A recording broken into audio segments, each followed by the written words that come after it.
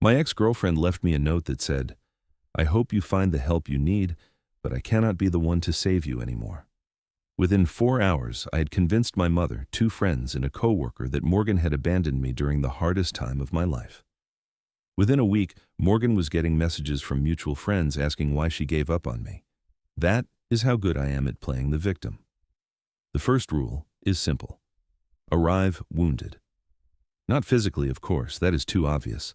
I am talking about emotional wounds, the kind that cannot be measured or disproven, the kind that live in the space between what happened and what I say happened. I remember the first time I truly weaponized this. I was 23, working at a marketing firm, and I had made a significant mistake. I had promised a client a campaign deliverable that I never actually produced. My supervisor, Rachel, called me into her office.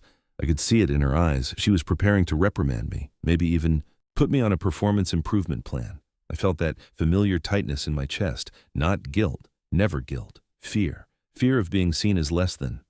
So I did what I always do. I flipped the script. I sat down across from her and I let my shoulders drop. I let my voice crack just slightly. I said, "Rachel, I need to be honest with you. I have been struggling. My father has been ill and I have been driving back and forth to the hospital. I did not want to make excuses, so I did not say anything, but I think it has been affecting my work more than I realized." None of it was true. My father was fine. But Rachel did not know that. And more importantly, she did not want to know that. Because if she pushed, if she questioned, then she became the villain, the heartless boss who kicked someone when they were down. I watched her face shift. The hardness melded. She said, "Why did you not tell me sooner? We could have worked something out." And just like that, I was no longer the person who had failed. I was the person who had been suffering in silence. I was brave. I was noble. I was the victim of circumstances beyond my control. She extended the deadline. She reassigned some of my tasks. She even checked in on me over the next few weeks. I gave her just enough detail to keep the story alive. A surgery here, a rough night there, just enough to maintain the illusion. I learned something critical at that moment. People do not want the truth. They want a story they can feel good about. And if you give them a story where they get to be the compassionate one, then they will protect that story. They will protect you, because your victimhood validates their goodness. The second rule, always have a villain. A victim cannot exist in a vacuum. There has to be someone who wronged you, someone who hurt you, someone who made you this way. Take my last relationship. Her name was Morgan. She was kind, too kind. The type of person who believed that love could fix anything. I saw that in her the first week we met, and I knew I could use it. At first, I was everything she wanted. I listened. I remembered details. I told her she was different from anyone I had ever met. I meant none of it, but I said it with enough conviction that she believed it. That is the trick. You have to believe it yourself in the moment. We moved in together after 4 months. Too fast, I know, but speed is part of the strategy. If you move slowly, they have time to think, time to notice inconsistencies. But if you move fast, if you create intensity and urgency, then they are too overwhelmed by emotion to see clearly. Once we were living together, I started to shift. Not dramatically, just small things. I would forget plans we had made. I would stay out later than I said I would. I would get irritated when she asked me questions, little erosions, little tests to see how much I could get away with. She started to push back. She said I was distant. She said she felt like she was walking on eggshells. And that is when I brought in the villain. I told her about my ex. I painted a picture of someone who had destroyed me, someone who had cheated, lied, manipulated. I said, "I know I've been pulling away. I'm sorry. I think I'm just scared. My ex really messed me up. I have trust issues now. I'm trying to work through it, but it is hard." I watched Morgan's face soften. She reached for my hand. She said, "I'm not her. You can trust me." And just like that, my distance was not my fault. It was the result of trauma. Morgan, instead of holding me accountable, became my caretaker. She stopped asking questions. She gave me space. She reassured me constantly that she was not going to hurt me. I had successfully reframed my neglect as self-protection. My coldness is vulnerable. And the beautiful part, the ex I described never existed. Not in the way I described. But Morgan never checked, because victims do not lie about their pain. That is the assumption. That is the loophole. The third rule, make your emotions their responsibility. If I am upset, it is not because I did something wrong. It is because you did not understand me, you did not support me. If I lash out, it is not because I am cruel. It is because I have been pushed too far. I learned to cry on command when I was a teenager. Not loud, theatrical crying, just enough tears to make someone uncomfortable, just enough to shift the power dynamic. I used this with Morgan constantly. Anytime she tried to confront me, I would let my eyes well up. I would say, "I feel like nothing I do is ever enough for you." And she would stop. She would apologize. She would comfort me. I had turned every conflict into a referendum on her kindness. If she kept pushing, she was the bad guy. If she backed down, I won. I never had to take responsibility for anything because I was always already suffering. But here's the thing people do not talk about. It is exhausting. Keeping up this performance requires constant vigilance. You have to remember which story you told to which person. You have to stay one step ahead of anyone who might start to see through it. And deep down, in a place I do not let myself look at very often, I know the truth. I am not the victim. I am the villain in almost every story I tell. But admitting that would mean facing something I cannot face. It would mean looking at the emptiness inside me, the place where self-worth is supposed to be. Because if I am not the victim, then what am I? If I am not the one who has been wronged, then I am just the one who wrongs others. And I cannot live with that. So I keep performing.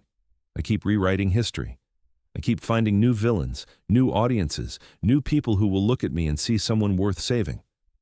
Morgan left me eventually. She stopped believing the story. There was a moment, about a year in, where something shifted in her eyes. I had been out late again, and when I came home, she was sitting on the couch, arms crossed. She said, "Where were you?" I started to answer, started to spin the usual explanation, but she held up her hand. She said, "I do not want another story. I want the truth." I felt a flash of panic. I said, "I'm telling you the truth. Why do you not believe me? I feel like you are always accusing me of something." I let my voice shake. I let the hurt show on my face, but this time, she did not soften. She said, "You are doing it again. You are making this about you being hurt instead of answering the question." And in that moment, I knew I was losing her. So I escalated. I told her she was being paranoid. I told her she was projecting. I told her that her constant suspicion was harming me, that I could not live like this, that she was the one creating the problems. I flipped it. I made her the aggressor, and for a few more weeks it worked, but I could see the doubt in her eyes, the crack in the foundation. When she finally left, she just packed her things one afternoon while I was at work. She left a note. It said, "I hope you find the help you need, but I cannot be the one to save you anymore." I read that note and I felt nothing, just a cold calculation. Who could I tell this story to? How could I frame her leaving as another example of someone giving up on me? I called my mother that night. I said, "I do not know what I did wrong. I tried so hard." But she just could not see past my mistakes. My mother believed me. She always does. The victim card is the most powerful card you can play, because it is the one card no one wants to challenge. To challenge a victim is to risk being labeled cruel, insensitive, heartless. So people do not challenge it. They accept it, they rally around it, and as long as they do, I win. And the best part, even when people start to suspect the truth, they second-guess themselves. They think, "But what if I am wrong? What if he really has been through something terrible?" That doubt is my insurance policy. I have played the victim in job interviews, in court proceedings, in family disputes, in friendships. I've blamed my substance misuse on childhood trauma that never happened. I've blamed my anger on stress I invented. I've blamed my failures on obstacles I created entirely. And it works, almost every time. Because people want to believe in redemption. They want to believe that everyone has a reason for the way they are. And I give them that story. I give them the wounded child, the person who just needs one more chance. I have been given so many chances, and I have wasted every single one. Not because I could not change, but because I do not want to. Because change would require me to admit that I am the problem, that I have always been the problem, and I cannot admit that. There is a specific type of person I target. I can spot them from across a room. They are the helpers, the fixers, the people who see someone struggling and immediately want to step in. They have usually been through something themselves, some pain, some loss, and they have turned that pain into purpose. All I have to do is show them a glimpse of my supposed pain, and they come running. They want to be the one who finally gets through to me. I let them believe they are special, and then I use them until they are empty. I take their time, their energy, their resources, their belief in me. And when they finally realize that I am not going to change, I make sure everyone else sees them as the one who gave up. I post vague things on social media. Some people only stick around when it is easy. Real friends do not leave when things get hard, and the people who do not know the full story rally around me. They send messages of support, and the person who left? They see those posts, and they doubt themselves. They wonder if maybe they should have given me one more chance. Even in losing them, I win the story. I have a new person now. His name is David. He is a social worker. When we met, I told him I had just gotten out of a toxic relationship. I said my ex was emotionally abusive, that she had gaslighted me. He ate it up. He told me he specialized in trauma. He said he could help me heal. I let him believe he was helping. I went to the sessions he recommended. I nodded in all the right places, and slowly, I am weaving myself into his life. He has already started defending me to his friends when they express concern. He has already started making excuses for the times I have canceled plans or shown up late, because I am not just his partner. I am his project, his proof that healing is possible. And when this falls apart, because it will, he will be the one left wondering what he did wrong. And I will move on to the next person, the next story, the next performance. You might be wondering if I ever feel bad about this. The honest answer? Sometimes. Late at night when I'm alone, there are moments where I catch a glimpse of what I am really doing, moments where I see the trail of people I have hurt. But those moments do not last, because the alternative is worse. The alternative is admitting that I am empty, that there is nothing inside me worth loving, that the only way I can keep people around is by tricking them into feeling sorry for me. And I cannot live in that truth. So I buried it. I convince myself that I am the real victim here. And then I go out and find someone new to convince. Everyone wants to be the hero. Everyone wants to believe they are good, compassionate, fair, and the easiest way to feel like a hero is to rescue a victim. So I give people what they want. I give them a victim to rescue. And in return, they give me everything, their time, their trust, their resources. They defend me to others. They make excuses for me. They give me chance after chance. Because to stop believing in me would mean admitting they were wrong, that they were fooled. And people hate admitting that.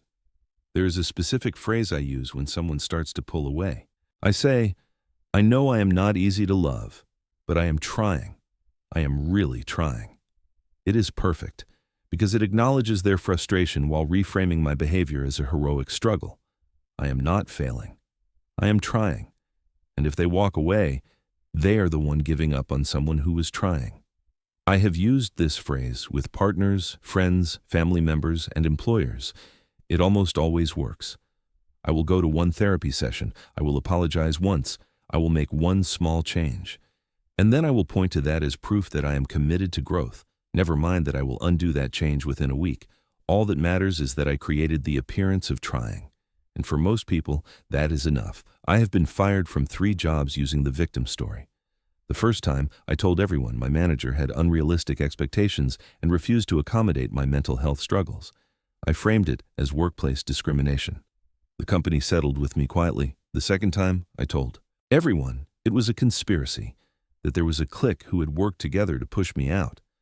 I said I was being bullied. Several people reached out privately to apologize for not defending me more. The third time, I told everyone it was a misunderstanding, that the accounting department had made errors and blamed me. I said I was being scapegoated. People believed me, because I am very good at this.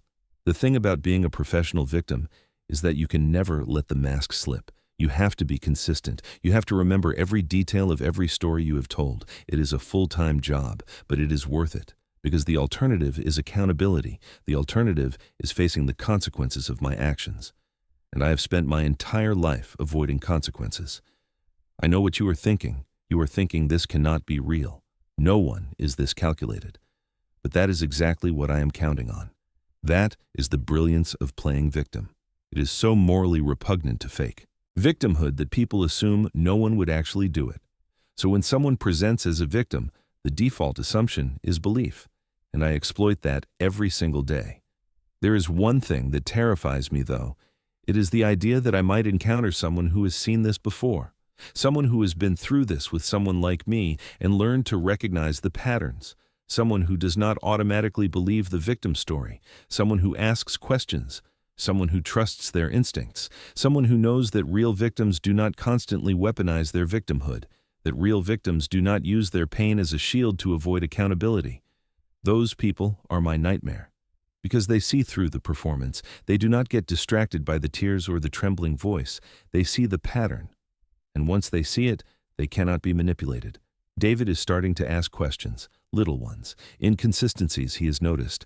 I can see it in his face, the doubt creeping in, and I am running out of ways to explain it away. He thinks he won, the narcissist I am describing. He thinks he has mastered the game. But there is one thing that terrifies a narcissist more than anything else. It is not a confrontation. It is not anger. It is not even exposure. It is indifference. It is the moment when someone stops caring about the story, when they stop trying to figure out the truth, when they simply walk away without looking back. Because the victim story only works if someone is listening, if someone cares. When that audience disappears, the narcissist is left alone with the one person they have been running from their entire life, themselves. If you are watching this and something I described felt familiar, if you recognize someone in your life in this story, then listen carefully. You are not crazy. You are not imagining it. And you are not the problem. What you are dealing with is a person who has learned to weaponize vulnerability to avoid accountability. This person will not change. Not because they cannot, but because they do not want to. Change would require them to face the emptiness inside themselves, and they are not willing to do that. You cannot love them into healing. Stop trying. Abandon the rescue fantasy. It is not your job to save someone who is using your compassion as a weapon against you. If possible, cut all ties, completely. Block the number. Block social media. Do not respond to emails. Every single point of contact is an opportunity for them to pull you back in. They will send messages designed to trigger your guilt. They will reach out during holidays. This is called hoovering, because they are trying to suck you back into the cycle. Do not fall for it. Silence is your power. If you cannot go no contact, if you share children or work together, then become the most boring person they have ever encountered. Give them nothing. One-word answers. Factual responses only. No emotion, no reaction, no stories about your life. Treat every interaction like a business transaction. They feed on your emotional responses. When you give them nothing, when you become as interesting as a gray rock, they will eventually move on. You are allowed to say no. You are allowed to set limits. You do not owe anyone an explanation for your boundaries. Do not justify, argue, defend, or explain. That gives them ammunition. A boundary is not a negotiation. No is a complete sentence. If you are dealing with this person in any official capacity, keep records, save every email, screenshot every text, write down dates and times. This is protection. Because narcissists rewrite history to make you doubt your own perception. When you have documentation, you have proof. If you have to remain physically present in this person's life, withdraw your authentic self. Share nothing real. Give them only the surface. Find people who are safe and invest your emotional energy there. This is not dishonesty. This is self-preservation. If this is a romantic partner, do not go to therapy together. Narcissists are exceptionally skilled at manipulating therapists. They will charm them. They will use the sessions to gather information about your vulnerabilities and use it against you later. Instead, get yourself into individual therapy with someone who specializes in trauma and manipulation. The victim story works because we live in a compassionate culture. We are taught to believe people when they say they are hurting. Those are good values. But some people exploit those values. They have learned that if they position themselves as the one who has been wronged, they can avoid accountability. They cycle through relationships, jobs, friendships, leaving destruction in their wake, telling the same story. Everyone else was the problem. I'm just trying so hard. But here's the truth they do not want you to know. Your compassion does matter, just not to them. It matters to the people who deserve it.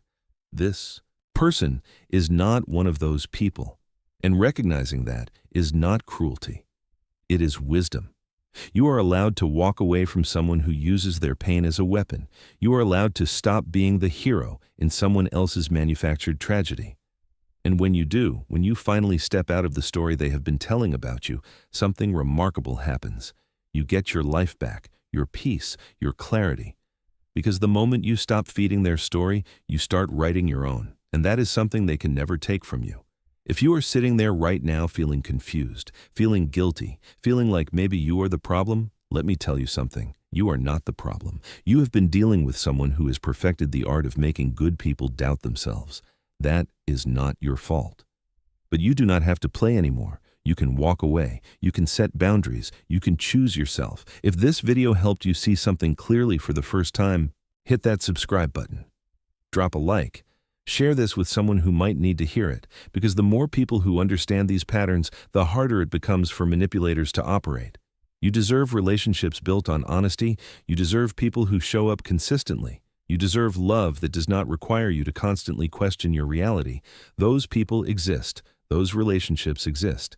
But you will never find them if you are still giving all your energy to someone who only knows how to take it. So choose yourself. Protect yourself. And remember, walking away from toxicity is not giving up. It is waking up. Stay strong out there.